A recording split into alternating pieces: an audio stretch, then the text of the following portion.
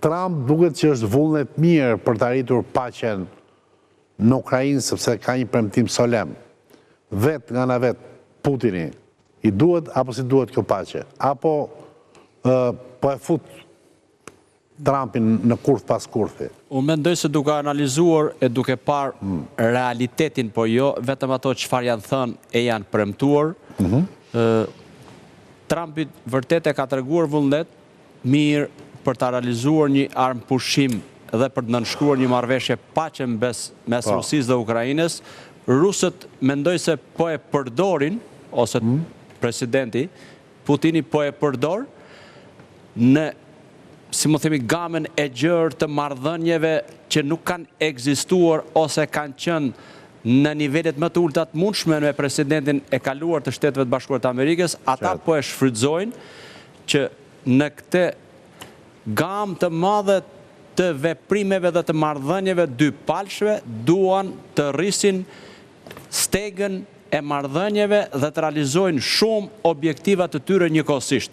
Nuk është vetëm objektivi i armëpushimit dhe i vendosjes së marrëveshjes së paqes me Ukrainën, por është edhe niveli i marrëdhënieve mes Rusisë dhe Shteteve të Bashkuara të Amerikës në të gjithë rrafshet. Pra, politiko-diplomatik e mbi gjitha atë ekonomik. Ai do të përfitoj sa më shumë tjetë mundur dhe po e shfrytëzon këtë rast, pasi ai nuk po tregohet i gatshëm për të vepruar, për të ndërmarrë hapat për të cilët i ndërmjetësi ose i dërguar i Shteteve Bashkuara të Amerikës, i presidentit, po i kërkon armëpushim dhe ulin në tavolinën e bisedimeve për të hartuar pastaj teknikalitetet e një marrëveshje. Pra, është Putini që po përdor Trumpi. Absolutisht.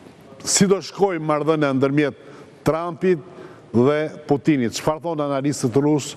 Çfarë thuhet në mediat ruse? Në një të ardhme të afërt nuk pritet të ketë lëvizje tektonike në marrëdhëniet si në marrëdhëniet në mes Shteteve të Bashkuara të Amerikës dhe Rusisë, por edhe në konfliktin në Ukrainë. Do të vazhdojë, do me thënë, ky konflikt do të vazhdojë, do të ketë një avancim të trupave ruse avash me hapat e ngadalta, por të vazhdueshme në drejtim të perëndimit, flas në perëndimit të Ukrainës, jo të perëndimit të madh.